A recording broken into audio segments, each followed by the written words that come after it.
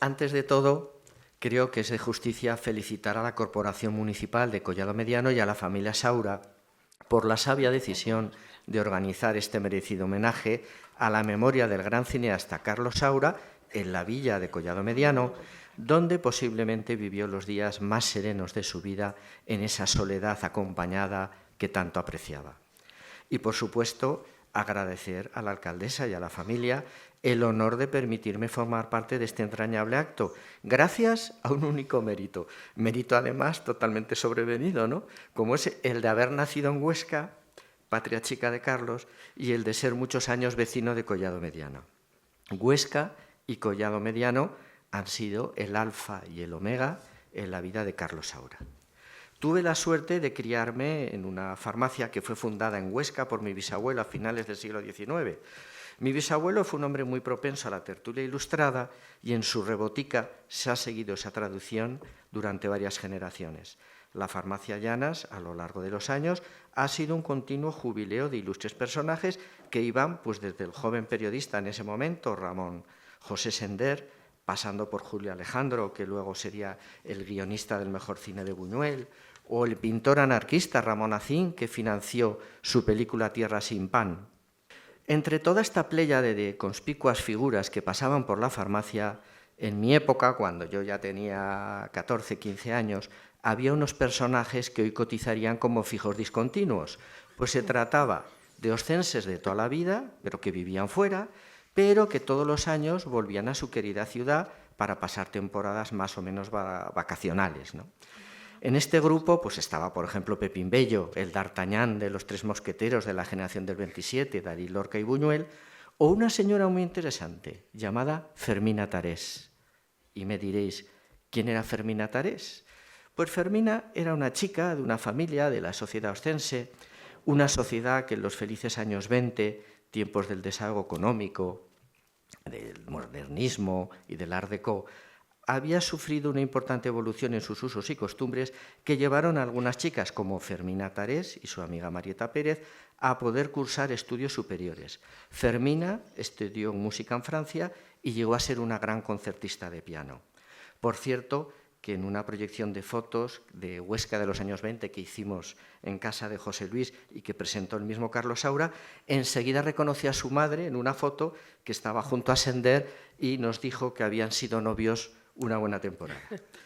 Fermina se casó con un joven funcionario natural de Murcia, Antonio Saura, y tuvo 4 hijos, Antonio y Carlos, y luego 2 chicas, María Pilar y María Ángeles.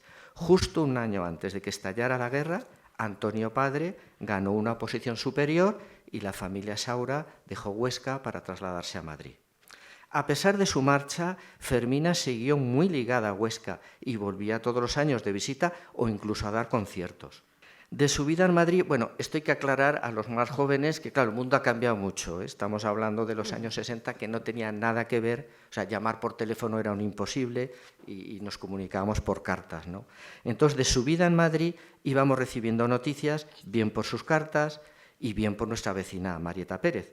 Marieta Pérez era un personaje tremendo, contaba con un viperino gracejo y no os digo más que ella vestía a diario de negro, mantilla y abanico.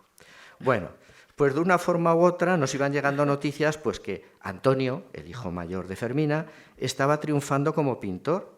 Incluso una Navidad nos envió un crisma original con su firma. Y Antonio, bueno, pues pintaba unos cuadros muy rompedores, ¿no? En blanco y negro, unas caras monstruosas, sudarios fantasmagóricos, unos cristos muy dramáticos, casi expresionistas, en fin, que era todo muy sobrecogedor. Entonces, Marieta una vez fue a devolver la visita a Fermina a Madrid y a la vuelta, claro, le preguntamos, Marieta, cuéntanos, claro, estaba ya Antonio. Y dice, sí, estaba Antonio en casa, encantador, un chico encantador, pero chico, te levantabas de noche al baño, ibas medio dormida por esos pasillos en semipenumbra, con esos cuadros de Antonio en las paredes, y la verdad es que imponía, imponía. Luego Marieta nos contaba que el otro hijo, Carlos, se dedicaba a la fotografía y que le había hecho además unas fotografías preciosas. Carlos, a través de la fotografía, llegó al cine. Entró en la Escuela de Cine de Madrid y en el año 60 rodó su primera película, Los Golfos. Los Golfos fue seleccionada para el Festival de Cannes donde bueno, pues tuvo muy buena acogida de la crítica, pero en España pues esta obra tenía escasa repercusión popular, ¿no? Por supuesto, además, que de todo esto en Huesca pues no nos enteramos de nada, ¿no? Pero sí, fíjate, las Navidades de ese año, su madre triunfaba en el Teatro Principal de Huesca interpretando el concierto para piano y orquesta en re menor de Mozart, dirigido por don Alonso, que ya era el director de la Orquesta Nacional. En esos tiempos, el cine de Saura pues, era algo críptico, bastante comprometido contra el régimen, y por tanto pues, su obra era silenciada en la España oficial, mientras que era muy apreciada en los festivales europeos. Saura en España se convirtió en una especie de director de culto cuyas películas se veían más en circuitos especializados que en salas comerciales. Además, siempre con el fastidioso cartelito para mí que era tolerada para mayores de 18 años. Así que yo admiraba a un director de cine del que conocía sus peripecias familiares, pero del que jamás había visto una sola película.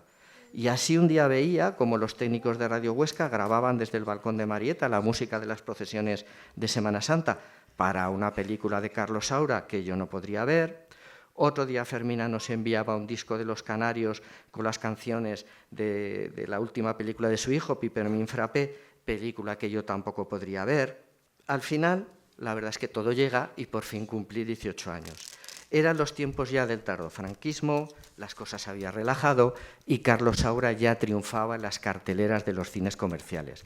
Por fin pude ver una película de mi admirado Saura, nada menos que La Prima Angélica. La Prima Angélica fue un momento muy especial para mí, pues yo hacía ya mis pinitos culturetas, y con la jactancia del diletante me pasé toda la película diseccionando las posibles reminiscencias oscenses de la obra, en la que el protagonista, López Vázquez, volvía a su ciudad natal, podría ser Huesca, para depositar en el cementerio los restos de su madre. Y allí rememoraba los agridulces momentos vividos en su infancia, durante la guerra, en casa de sus tíos. Claro, yo llevaba mucha ventaja, pues sabía que unos años antes Fermina, acompañada por Carlos, habían traído los restos de su abuelo al cementerio de Huesca. Pues mi padre, como concejal en ese momento, se había preocupado de hacerle todos los trámites. El viaje desde Madrid con los huesos del abuelo en una maleta no pudo ser más buñuelesco. Conducía el coche Carlos y pararon a comer en Calatayud. Fermina, claro, estaba preocupada, muy inquieta dentro del restaurante y le decía cada rato a Carlos: venga, Carlos, sal al coche y mira a ver si nos han robado al abuelo. Al llegar a Huesca, claro, lo primero que hicieron fue venir a casa rápidamente con la maleta. En 1982, mi padre ya era alcalde de Huesca y organizó un magno homenaje a los dos hermanos Antonio y Carlos Saura.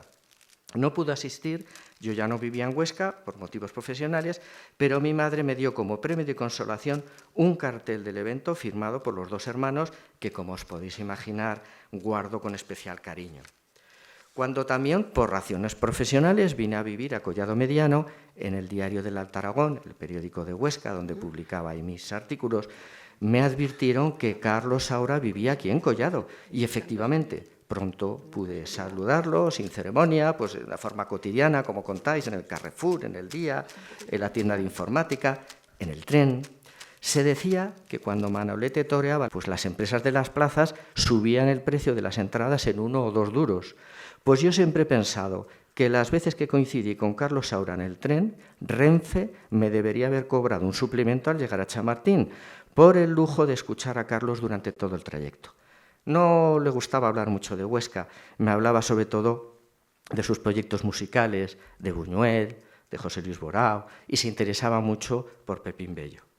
El carácter de los pueblos y de las ciudades no solo lo conforma su paisaje urbano, sino los personajes ilustres que viven y pasean por sus calles. La presencia de Federico García Lorca todavía se siente hoy en las calles de Valderrubio con la misma rotundidad que la torre de su iglesia. ¿Y cómo entender la Salamanca de primeros de siglo sin la imagen de Unamuno paseando por la carretera de Zamora o si ya había bajo los porches de la Plaza Mayor? O de Valle Inclán, en la Alameda de Santiago. Su estampa adornaba las calles y provocaba el aprecio de sus vecinos, a los que, por supuesto, jamás se les ocurriría leer ningún libro no escrito por estos señores, pero tampoco lo necesitaban para quedar fascinados por estos personajes y sentirse elevados por razón de pertenencia. El Paseo de María Cristina de Collado Mediano es el paseo urbano, sin lugar a dudas, más bonito de la sierra. Para mí siempre es un placer perderme por sus aceras, abrazadas por unos jardines de una ferocidad desbordada, y sin lugar a dudas puedo afirmar que la presencia de Carlos Saura lo enriquecía más si cabe. Era muy normal verlo entrar o salir por el portalón de la finca, pero además el paseo para mí tomaba otra dimensión cuando desde la calle percibías la presencia de Carlos en su casa. Lo sentías pues ahí sacando brillo a su colección de cámaras, escribiendo, leyendo, dibujando, escuchando música o sencillamente pensando, como nos diría la sirvienta de Ortega y Gasset. Ya sabéis que la muchacha de Ortega y Gasset despachó una visita inoportuna una vez que llegaba a deshora, mientras que el filósofo estaba trabajando, y les dijo, el señor no les puede atender porque está pensando. Hoy, como debe ser, se ha hecho hijo adoptivo de Collado Mediano a Carlos Saura y se redondea este merecido homenaje poniendo su nombre al Teatro Cine. No hace muchos días contaba en mi programa de radio que como la inigualable mezzosoprano Teresa Berganza detectó en vida un rum rum que estaba surgiendo para ponerle su nombre al mejor auditorio de la Sierra de Madrid, que digamos pues no, ni estaba ni está pasando por sus mejores momentos.